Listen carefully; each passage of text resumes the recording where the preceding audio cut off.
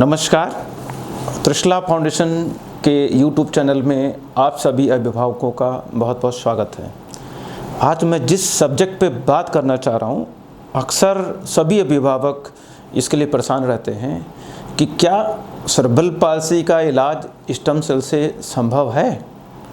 बहुत सारी क्वेरीज़ हैं, पूरी दुनिया में स्टेम सेल ट्रीटमेंट के बारे में बहुत सारे खोज चल रहे हैं और अभी भी जो भी खोज चल रहे हैं वो सब रिसर्च प्रोसेस में है। हो सकता है आने वाले समय में स्टेम सेल जो ट्रीटमेंट है, थेरेपी है, वो सेरेब्रल पाल्सी बच्चों के लिए एक बून हो। लेकिन अभी की क्या सिचुएशन है, इसके बारे में सभी अभिभावकों को जानना बहुत ज़रूरी है और उनका हक बनता है कि वो जाने कि क्या मेरे बच्चे को स्टेम सेल से पूरी तरह से ठीक मिल पाएगा, ठीक हो पाएगा। ऐसा संभव है? क्या आपने कभी सोचा है कि केवल स्टेम सेल थेरेपी दे दिया जाए, उसकी जो प्रॉपर थेरेपी, जो ऑक्यूपेशनल थेरेपी होती, फिजियोथेरेपी ना कराया जाए, तो क्या बच्चों में कुछ फ़र्क पड़ेगा? तो इस सभी के बारे में पूर्ण जानकारी जब तक आपको नहीं रहेगी, आप इन समस्याओं से उलझते रहेंगे और स्टेम सेल के बहुत सारे जो सेंटर खुले हैं वहाँ पे आप उलझ सकते हैं। हो सकता है स्टेम सेल ट्रीटमेंट के चक्कर में लाखों रुपए आप खर्च कर चुके हों या खर्च करने के बारे में सोच रहे हैं, क्योंकि सभी अभिभावक चाहते हैं कि हमारा बच्चा ठीक हो जाए, उसके लिए कुछ भी करना पड़ जाए। तो क्या सच्चाई है, उसके बारे में हम आपसे बातें करेंगे। और आज हम बहुत सारे डॉक्यूमेंट्स आपके सामने लेकर के आए हैं जो आपको बताएगा कि स्टेम सेल की क्या सच्चाई है, क्या रियलिटी है, क्या करना है, क्या नहीं करना है और पूरी दुनिया में स्टेम सेल पे क्या चल रहा है। तो सबसे पहले जो स्टेम सेल का जो बेसिक साइंस है उसके बारे में मैं बात करूंगा कि स्टेम सेल होता क्या है। सेरेब्रल पाल्सी के बारे में जो लोग भी स्टेम सेल के बारे में सोच रहे हैं, सेरेब्रल पाल्सी के बारे में सभी जानते होंगे। सेरेब्रल पाल्सी के बारे में बहुत सारी मैं डिस्कस नहीं करना चाहूँगा, क्योंकि सेरेब्रल पाल्सी जो समस्या है उसके बारे में बहुत सारी जानकारी इस YouTube चैनल पर ऑलरेडी अवेलेबल है। वो अच्छे सिंपल वर्ड से अवेलेबल है, आप वहाँ जाकर उनको देख सकते हैं। मैं स्टार्ट करता हूँ कि सेरेब्रल पाल्सी सबसे पहले क्या है, स्टेम सेल क्या क्या होती है, किस तरह के होती हैं, उनके बेनिफिट्स क्या होते हैं, उनके साइड इफ़ेक्ट क्या होते हैं और अभी जो पूरी दुनिया में रिसर्च चल रहा है उसका स्टेटस क्या है। पिछले 20 सालों से स्टेम सेल पर काम चल रहा है, लेकिन अभी तक बहुत सारी बीमारियों में उसका अप्रूवल नहीं आया है। जो अप्रूवल बॉडीज़ हैं उन लोगों ने भी नहीं दिया है। तो चलिए हम बात करते हैं कि सेरेब्रल पाल्सी जो एक कंडीशन होती है वो केवल परिवार को नहीं प्रभावित करती, बच्चे को प्रभावित नहीं करती है, पूरे परिवार को प्रभावित करती है। किसी परिवार में एक बच्चा सेरेब्रल पाल्सी का हो जाए तो उसको लेकर के आप एक जगह से दूसरी से तीसरी चौथी जगह पर 10 जगह पे घूमते रहते हैं, सबकी बातें सुनते हैं, सबको फॉलो भी करने की कोशिश करते हैं और अपनी जितनी मेहनत हो सकता है, जो भी फाइनेंशियली है, साइकोलॉजिकली है, समय की बर्बादी है, सब जगह से करते हैं। तो सेरेब्रल पाल्सी एक ऐसी समस्या है जो कि सोशल और मेडिकल इश्यूज उसमें शामिल होता है और हर फैमिली किसी भी कीमत पर इन बच्चों का इलाज चाहता है। लेकिन अब क्या पता है कि सेरेब्रल पाल्सी का इलाज क्या स्टेम सेल से संभव है? जैसा कि हम जानते हैं कि जो सेरेब्रल पाल्सी, जो मस्तिष्क जो क्षति होती है, जो जन्म के समय या और भी बहुत सारे कारण होते हैं, जो क्षति हो जाती है वो अस्थायी होती है, वो परिवर्तनीय नहीं होती है, उसको चेंज नहीं किया जा सकता है।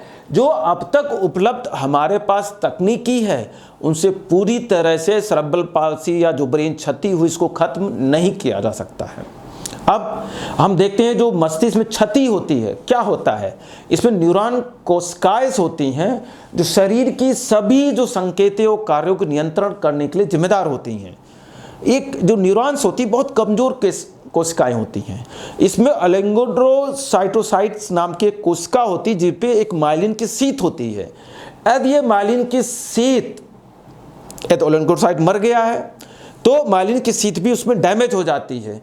यदि हम माइलिन की शीत को रिपेयर कर दें या उसको ठीक कर दें, प्रतिस्थापित कर दें, दूसरी कहीं से स्टेम सेल या किसी तरीके से उनको ले आएँ, तो ओलिगोडेंड्रोसाइट को मरने से हम बचा सकते हैं। तो कहने का मतलब है जो न्यूरॉन सेल्स हैं जो हाइपोक्सिया हमारे बच्चे के ब्रेन में हुआ था, उनकी वजह से जो डैमेज ओलिगोडेंड्रोसाइट न्यूरॉन्स पे हो रहा था, उनको क्षति होने खत्म होने के पहले यदि कुछ ऐसा तरीका आ जाए, इनको खत्म होने से पहले रोक दें, मरने से पहले रोक दें, तो सेरेब्रल पाल्सी का इलाज संभव है। इसके लिए स्टेम सेल के बहुत सारे तौर तरीके हैं, इनके ऊपर बहुत सारा रिसर्च चल रहा है कि माइलिन और न्यूरॉन कोशिकाओं के पुनः निर्माण के लिए पूरी दुनिया में काम चल रहा है। लेकिन पूरी दुनिया में ही, हमारे देश में ही केवल नहीं, स्टेम सेल तकनीकी का उपयोग हो रहा है, लेकिन उसकी तकनीकी का उपयोग चुनने के लिए पूरी जानकारी से समझने की ज़रूरत है।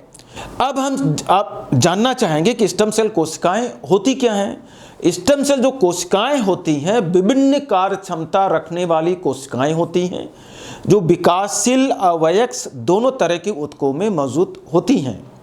ये अपने अद्वितीय प्रसार, विभेदन, स्वनवीनीकरण क्षमताओं के कारण शरीर के प्रत्येक ऊतक और अंग को बनाने और पुनर्प्राप्त करने की क्षमता रखती हैं, और इनका जो कार्य होता है हमारे शरीर में ऑटोमेटिक वो चलता रहता है।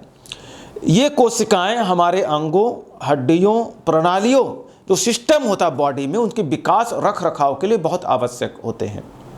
स्टेम कोशिकाएं जो होती हैं चिकित्सीय प्रभाव प्रदान करती हैं, जो अंगों की रिकवरी में सहायता के लिए क्षतिग्रस्त कोशिकाओं को पुनर्जीवित करके शारीरिक विकास में सुधार लाती हैं।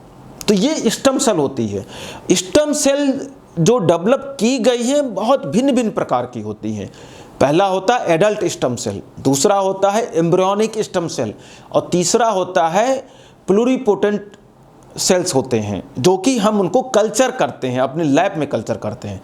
तो अब हम ये जानना चाहेंगे जो 3 तरह के स्टेम सेल्स होते हैं वो होते क्या हैं।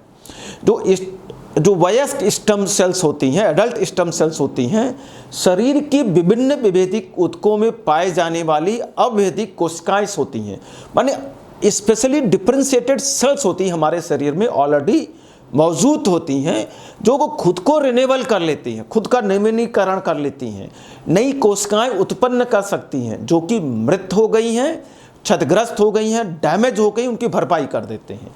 ये ऑटोमेटिकली शरीर में चलता रहता है। लेकिन जो वयस्क स्टेम सेल कोशिकाएं होती, सभी सेल, जैसे वयस्क स्टेम सेल हड्डियों में है तो दूसरी जगह पे इनको रूपांतरण नहीं कर सकते हैं। माने कहने का मतलब है कि सभी प्रकार की कोशिकाओं के उत्पादन के लिए हेरफेर करने में सक्षम नहीं होती हैं। तो बीमारियों के इलाज में वयस्क स्टेम सेल की जो कोशिकाओं का उपयोग होता है वो लिमिटेड होता है। यही कारण होता है क्योंकि जहाँ से मैंने सेल लिया है वहीं पर डालेंगे तो वो काम करेंगी, अन्यथा वो काम नहीं करेंगी, क्योंकि डिफ्रेंशिएट नहीं हो पाती हैं। FDA द्वारा, जो यूएस की ऑर्गेनाइजेशन है, खाद्य एवं औषधिक प्रशासन द्वारा स्टेम सेल उपचार के लिए यही एक स्टेम सेल प्रकार है जिसको हम इस्तेमाल कर सकते हैं क्लिनिकल प्रैक्टिस में ओपनली डॉक्टर्स के द्वारा। ये कितने तरह के स्टेम सेल्स होती हैं। एक तो होती है haematopoietic stem cell. Haematopoietic stem cell क्या होती है? जो रक्त कोशिकाएं होती है, WPC होता है, रेड ब्लड सेल्स होते हैं, मैरो सेल्स होते हैं, उनको बोलते हैं। दूसरी होती मेसेनकाइमल स्टेम सेल। जो मेसेनकाइम हमारे शरीर में होती हैं, ऊतक होते हैं, जो मांसपेशियों के अंदर सेल्स होते हैं, उनको मेसेनकाइमल सेल्स कहते हैं। तीसरा होता है न्यूरल स्टेम सेल, माने न्यूरॉन्स के अंदर होता है, ब्रेन में होता है, और हमारे स्पाइनल कार्ड में जो होता है स्टेम सेल्स होती है, उनको बोलते हैं एपिथेलियल स्टेम सेल। स्किन के नीचे या जो पेट की जो अंदर GI ट्रैक्ट की जो होती हैं एपिथेलियल सेल्स होती हैं, वो होती हैं। और दूसरा डायरेक्ट एक स्किन की जो होती हैं स्टेम सेल्स होती है, उनको हम बोलते हैं। तो ये 5 जो प्रकार की जो सेल्स होती है एडल्ट स्टेम सेल शरीर में हमारे पाई जाती है। लेकिन जैसा कि मैंने बताया, जो एडल्ट स्टेम सेल्स होती हैं वो स्पेसिफिक होती हैं, स्पेसिफिक जगह पे काम कर लेते हैं। यदि उसको उठा के दूसरी जगह पे हम ट्रांसपोर्ट करते हैं तो वो काम नहीं करेंगी, जो कि अक्सर लोग कर लेते हैं। अब अगली बात आती है एम्ब्रियोनिक स्टेम सेल की बात आती है। एम्ब्रियोनिक स्टेम सेल क्या होता है? ये जो सेल्स होता है, ये किसी भी एम्ब्रियो जो होता है, जैसे भ्रूण कहते हैं, जो अंडा बनता है शरीर में, जिससे फर्टिलाइज होकर के एक एडल्ट या एक बच्चा बन के निकलता है, उस जो भ्रूण सेल्स होते हैं उसके इनर सेल मास से डिराइव्ड किया जाता है। और इन विट्रो माने महिला या किसी भी जो फीमेल जो एनिमल्स हैं उसके अंदर इनको फर्टिलाइज किया जाएगा और इसको डोनेट किया जाता है रिसर्च पर्पज के लिए विथ प्रॉपर कंसेंट। तो मतलब ये जो एम्ब्रियोनिक स्टेम सेल है ये बेसिकली स्टेम सेल प्रॉपर होती हैं जो कि विभिन्न तरह की कोशिकाओं में अपना ये रूपांतरण कर सकते हैं। केवल इसका प्रॉब्लम्स यही होता है कि बॉडी के अंदर जो हमारा एम्ब्रियो डेवलप होता है, एम्ब्रियो से स्पेसिफिक सेल ले करके दूसरी जगह इसको उनसे डोनेशन लिया जाता है, फिर इसको ट्रांसपोर्ट किया जाता है। ये प्लूरिपोटेंट कोशिकाएं होती है, माने किसी तरह के सेल्स में ये अपने को रूपांतरण कर सकती हैं, ये इंपॉर्टेंट होता है। लेकिन जैसे जैसे हम इन विकासात्मक प्रक्रियाओं को समझना शुरू करते हैं, हम इन विट्रो में विकसित जो स्टेम कोशिकाएं होती हैं लागू करने में सक्षम हो सकते हैं। कहीं पर भी कुछ भी इस्तेमाल करें, ब्रेन की नस बना सकते हैं, स्किन बना सकते हैं, बोन बना सकते हैं, लीवर बना सकते हैं, कुछ भी कर सकते हैं। लेकिन एथिकल जो इश्यूज डेवलप्स होते हैं कि किसी मदर से जायगोट से लिया गया है और उसको कहीं पे ट्रांसफ़र करना है, तो जब तक इन्फॉर्म कंसेंट नहीं होगा तब तक इसको ले नहीं सकते हैं। और यह थोड़ा सा भी रिसर्च प्रोसेस में गड़बड़ी हो गई और गलत तरीके से डेवलप हो गए या कैंसर टिश्यूज डेवलप हो गए तो उसको व्यक्ति को उसको नुकसान हो सकता है। तो बहुत ही क्लोज मॉनिटरिंग में इन सेल्स को लिया जाता है, इसलिए इसके जो प्रैक्टिस है बहुत लिमिटेड है और अक्सर किसी भी साइंटिफिक बॉडी या गवर्नमेंट बॉडी के द्वारा इसके इस्तेमाल की परमिशन केवल रिसर्च पर्पस के लिए अभी तक दी गई है। तीसरा जिसका हमारे बहुत बड़ा स्कोप है इस रिसर्च प्रोसेस में, इनको हम इंड्यूस प्लूरिपोटेंट स्टेम सेल बोलते हैं। ये स्टेम सेल कोशिकाएं होती हैं जो हमारे लैब में डिस्क में डेवलप की जाती हैं, बाहर शरीर के अंदर नहीं बाहर डेवलप की जाती हैं, प्रयोगशाला में बनाई जाती हैं। ये स्टेम सेल कोशिकाओं और भ्रूण स्टेम कोशिकाओं के बीच की अवस्था होती है, माने एम्ब्रियोनिक और जो एडल्ट दोनों के बीच की अवस्था होती है जो कि हम लैब में इसको डेवलप कर लेते हैं। मान लिया कि एक जो हमारा जो स्किन का है, त्वचा कोशिका है, उसमें भ्रूण जिनको प्रवेश करा दिया गया, उससे प्लूरिपोटेंट स्टेम सेल स्थिति आ गई है और उससे जो सेल चाहेंगे उसको हम बना सकते हैं। ये 2007 में इसको डेवलप किया गया है और ये एक नई तकनीकी है, बहुत बड़ा स्कोप है, लेकिन रिसर्च प्रोसेस इसमें चल रहा है, इसलिए इसके बारे में बहुत सारी चीज़ें अभी पहले से नहीं बताई जा सकती। समय बताएगा कि इनका इस्तेमाल हम कैसे कर सकते हैं और ये अप्रूव की गई है बहुत सारी साइंटिफिक बॉडी से, लेकिन क्लिनिकल प्रैक्टिस के लिए अभी लिमिटेड इस्तेमाल इसका किया गया है। ये तो हमारी 3 तरह के सेल्स हो गई हैं। आपको समझ में आ गया होगा कि एडल्ट स्टेम सेल्स होती हैं जो कि लिमिटेड एक्टिविटीज़ होती हैं, एम्ब्रियोनिक सेल्स होती हैं, एथिकल इश्यूज बहुत ज़्यादा होते हैं, केवल वही प्लूरिपोटेंट सेल्स होते हैं, इसलिए उसको कॉम्प्लिकेशन भी बहुत ज़्यादा होता है। और जो प्लूरिपोटेंट सेल्स होती है जो बाहर बनाई जाती है उनका रिसर्च चल रहा है, रिसर्च के लिए अप्रूवल दिया गया है बहुत सारी गवर्नमेंट की बॉडी, एक स्पष्ट रिसर्च प्रोसेस होता है और वो समय लगेगा कि किस अवस्था में कहाँ पे इसको इस्तेमाल हम लोग कर सकते हैं।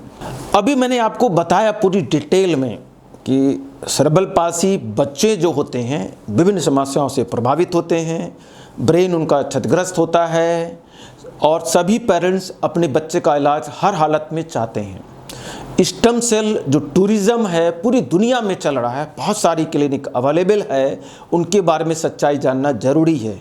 तो सबसे पहले मैंने इस जो लेक्चर में मैंने बताया कि स्टेम सेल होती क्या है, अभी करंट स्टेटस के बारे में थोड़ा संक्षिप्त रूप में बताया है और अभी रिसर्च में कहाँ तक ये पहुँची गई हैं।